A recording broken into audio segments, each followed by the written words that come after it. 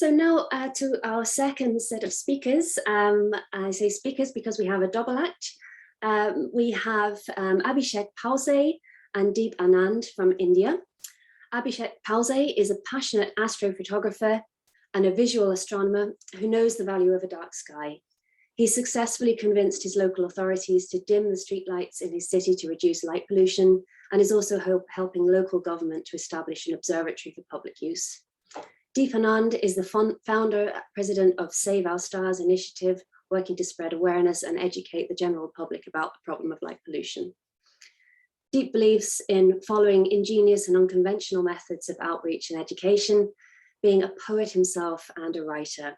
And he tries to appeal to the emotions of the audience, helping them to realize the importance of the dark skies. So this presentation connects the fields of expertise between Deep and Abhishek, and hereby they explain the journeys, efforts and challenges for dark sky advocacy in India, and how outreach and awareness leads to bigger projects within the government and the establishment of a dark sky community in India. So their presentation is called Sailing Through a Change, Sailing to Change, and we look forward to hearing from you both. Welcome and thank you.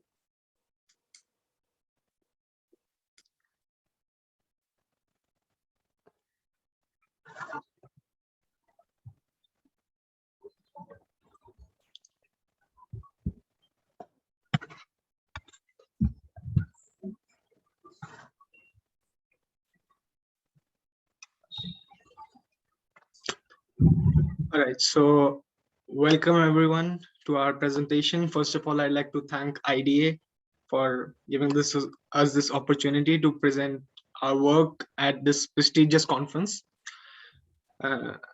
Now, I'd like to begin by explaining a little about the title, Sailing Through a Change, Sailing to a Change. Actually, I think it's better that at the end of the presentation, I explain about it much more, because it will be much clearer, because I'll tell you as the presentation goes ahead that how changes are going on and how we are sailing through the changes. So the night sky has fascinated humans for a long time. The steady majesty of the night sky with its rhythmic periodicity has had a captivating effect on human lives from the earliest. India has hosted one of the few first civilizations, and like all the civilizations, they observed, recorded, and concluded the inspiration and the knowledge that the dark and starry skies have always had to offer. Darkness is a necessary element of survival, whether metaphorically or literally. We have evolved and learned under a simple and straightforward cycle of bright days and dark nights. The serenity and peace of darkness is required for life to strive. The importance of darkness inhabited the minds of even the first civilizations, and it can be found in all the ancient mythologies and legends. For example, in Hindu mythology, that is a religion based on Indus, that was one of the first civilizations. Let's have a look at goddess Ratri. Ratri translates to night or dark in English, sorry.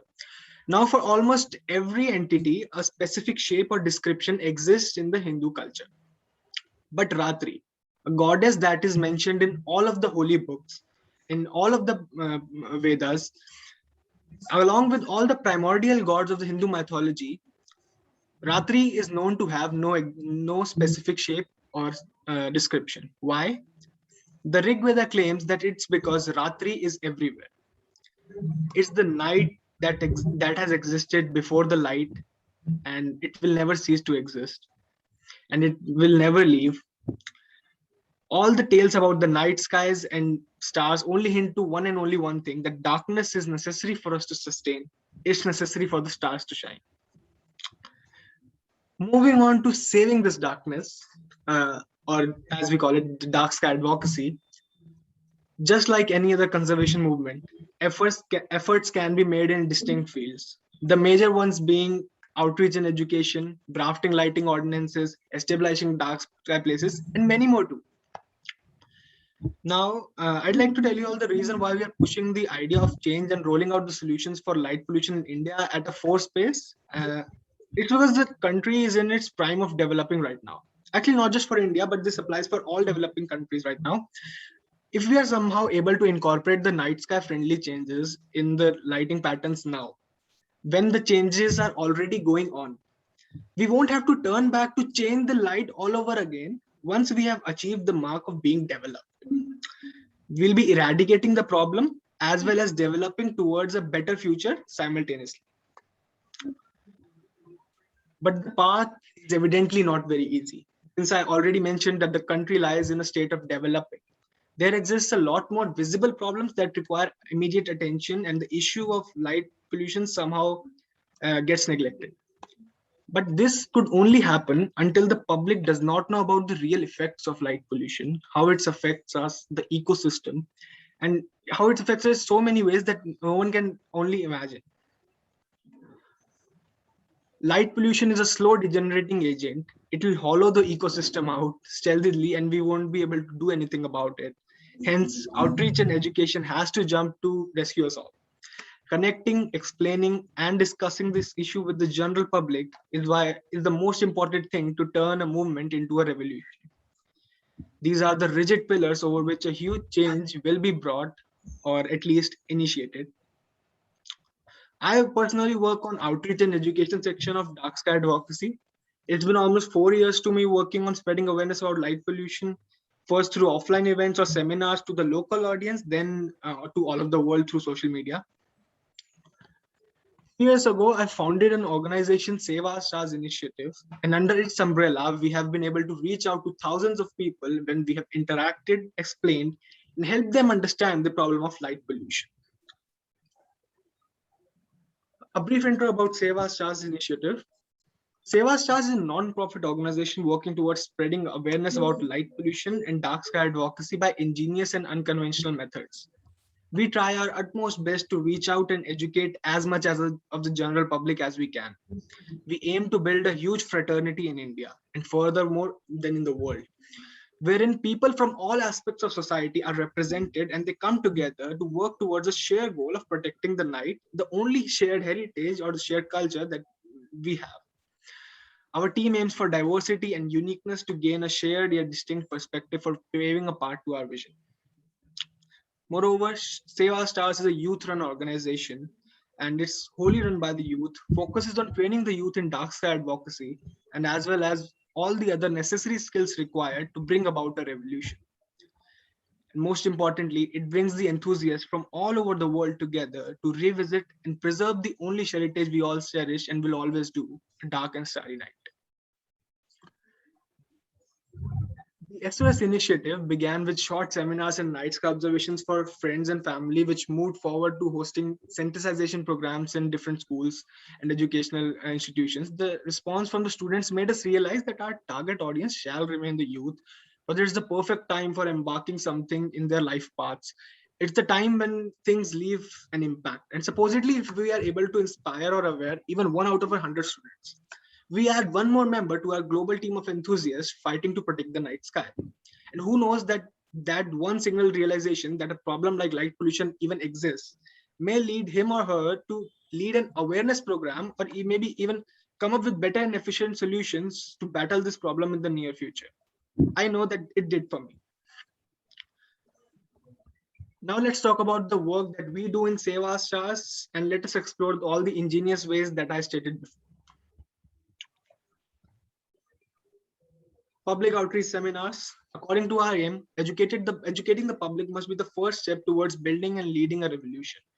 We focus on conveying the message through open or individual seminars. For every presentation, our themes and topics change to appeal creatively and distinctively. We rarely do proper factual seminars. We focus on making them interactive and appealing to the audience. Because conveying this issue to the youth, as I already said, our target is the youth. Conveying this issue to the youth requires to bend the issue to make them understand in their own way, in their own Gen Z way. For example, this was an event we did in 2019 during the World Space Week. It was a combined public seminar plus an evening sky observation. I'll circle back to the evening sky observation in its respective section. We had an audience of around 62 students from age ranges 10 to 16 years. We took up the basics of light pollution and dark sky advocacy along with the race quiz to keep the spark alive. It was followed by a few documentaries on light pollution. The response we got was really great, and some of them even volunteered to join our movement. Now, coming back to the night sky observation or evening sky observation, one of the main reasons of the low awareness of light pollution is the limited access to the beauty that is the night sky. So we host public evening or night sky observations to take the audiences on a journey to the stars and hence making them realize what they have been missing out on. And will always be the best way for the people of all age groups about this problem. And we make them compare the differences, like because wherever we are mostly set up in educational institutions. So around that, the lighting they do light that is not dark sky friendly.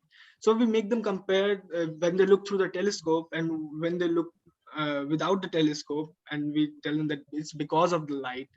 So I mean, the school students really get intrigued to watch different planets and craters of the moon so clearly from a bottle line sky with a telescope, but they can't see even a star or even a nudge of the planet without the telescope. Uh, the next we have our educational exhibits. The SOS initiative has represented the movement against light pollution at some prestigious educational fairs and witnessed a great response from the audience who got introduced to this problem and its solutions. We intend to continue our exhibits at numerous other fairs in the coming future. These photos are from our team representing Seva Shas at a really huge educational festival where we entertained almost 10,000 people in the time span of 3 days. In festivals like these, it's all about creative efforts to attract people first. We had to put in a lot of unique things to call out to people, just like photo booths with props. We had arranged this AI robot to over there to interact with people about light pollution, so that they could take a photograph with him and interact with him and know more about light pollution. We also arranged some merchandise and brochures for people to take them with. Now, these were the things we did in person before the pandemic, and but after the lockdown and the pandemic, we had to switch to online mode, and that actually really helped us gain a global audience. First of all, I'd like to talk about the educational webinars and events. Online events are the best way to reach out to an audience on an international level, bring together dark sky enthusiasts from all over the globe. Our webinars are hosted individually or in collaboration with an educational institution or group on various intriguing sub-themes of dark sky advocacy. We even do different types of events like quizzes, movie nights, and many other these kind of creative events to call out to people and then explain to them what is the problem of light pollution while having some fun with them. The latest program that we have was the Fallen Stars program. The Fallen Stars program is a youth advocacy internship which was formulated to inculcate important traits like public speaking, activism, outreach, research, and communication in the youth culture. We expected to achieve all these goals while expanding and embracing the community to battle the problem of light pollution. Under this program, we had around 18 selected interns out of 65 applicants that helped contribute to the movement through exploring their comfort zones and even stepping out of it for more exposure. We had an age range of 7th graders to working professionals, and the best part remains that they all worked as a team. We recruited content writers, creative writers, graphic designers, event managers, and whatnot. The program turned out to be of great success, and everyone associated with it gained something from it. We launched this program with a vision to take a first step towards a dark sky conservation community in India. And we will be continuing with this program with the other versions of this programs in the near future too. Social media as a tool. Since we moved to an online mode, social media has been the most efficient way to reach out to the people of all background and places. We create the most unique content and try to appeal to the all age groups possible. There's not much to say in this portion, so I'll just let the content speak for itself. And since we are bound on time, I'll request you all to, go and check out Seva Stars on Instagram.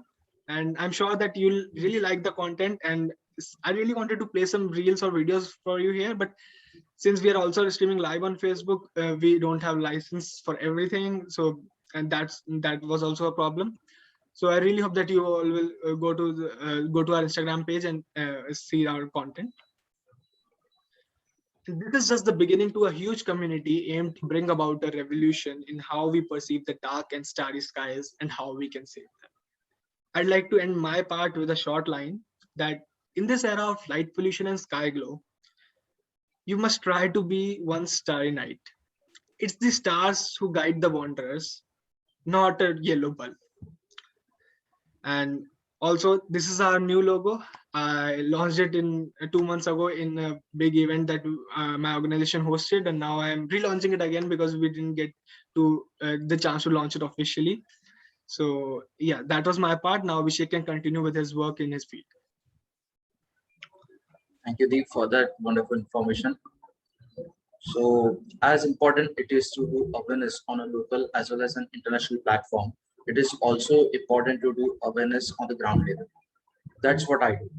I am a member of the IDA and Deep's Seva Stars initiative.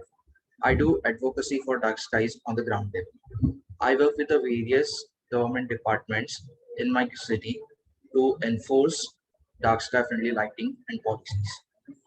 I work with them to bring the changes in light fixtures and patterns of my city, in which I recently had a huge success. I was able to convince my local authorities to dim the streetlights of my city, Nagpur, from 100% to 60% every night after 10 p.m. After that, as usual, what happens when you buy a new telescope or something related to astronomy happened with me. The clouds rolled in and stayed for a few weeks. During those cloudy nights, whenever I looked up at the night sky, I felt that the clouds were making fun of me. But then came the golden day when it finally cleared up, and to my shock, it made a huge difference. I chose to observe the Lagoon and Omega Nebula, and to my surprise, they were visible with my small 17 to 30 binoculars. It was amazing to see the number of stars visible to the naked eye after 10 p.m. These are the before and after images. You can't see the Milky Way, but it's still better than before. Recently, the Orion Nebula has started to come up for me, and now I can take a look at it and I can tell that there's something like a haze near the star where the nebula is present. The way I approach the local authorities is by a few contacts. My father works with WHO, so he had previously interacted with officials of our local municipality. The NMC, that is the Nagpur Municipal Corporation. With my father's help, I approached one of the concerned person about the problem of light pollution and explained him how it affects the living things. After a few minutes of conversation, I got a positive feedback. They told me that they have the facility to dim the lights if they want. After 2 days of meeting, they called me and told me that they will soon start dimming the lights of the streetlights in my locality. It didn't make a huge difference at first, but looking at the streetlights getting dim felt very good. Soon, I got to know that the streetlights are going to be dimmed throughout the city. After hearing this, I jumped on the place. I felt very happy. But as I said, due to clouds, I was not able to see how big difference it really made for quite a while. However, the night I was able to observe the difference, I was astonished and it felt like a very great achievement. Thanks to IDA, when I shared this achievement of mine with them, they awarded me with the Star of the Month title and highlighted my achievement on the website and all the social media platforms. All this led to one big thing. I'm feeling very excited and proud to announce for the first time in public. I used to visit a dark sky site near my city which inhabited exceptional night sky quality. The site is protected buffer area of a massive forest. For the past whole year, I have been working with the forest department of my state to prepare an application for the site to be recognized as an international dark sky place by the International Dark Sky Association. We are almost at the end of our application, which if approved by the IDA will result in our site becoming the first ever dark sky place in all of India. The site I have been referring is known as Sillari, which is a tiger safari gate in Pench Tiger Reserve, Maharashtra. A short intro about Pench. Pench Tiger Reserve or Pench National Park is a premier tiger reserve of India and the first one to straddle across two states, that is Madhya Pradesh and Maharashtra. It is the same forest area portrayed in the famous storybook, The Jungle Book by Rudyard Kipling. Here are some of the images that I captured from there.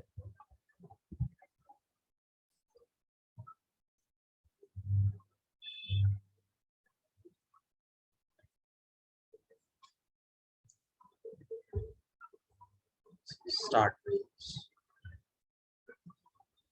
This is the moment where we all connect, looking at the night sky above us and feeling how wonderful it is and what other people are missing upon.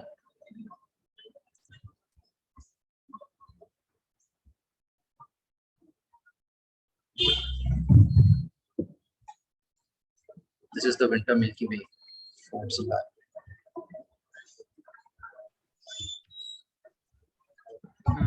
Thank you, everyone. That was the end of our presentation. I really hope that you understood our title, that why we are sailing through a change and we are sailing to a change. And again, I'd like to thank IDA for inviting us here, and everyone have happy stargazing, and let's save the dark skies.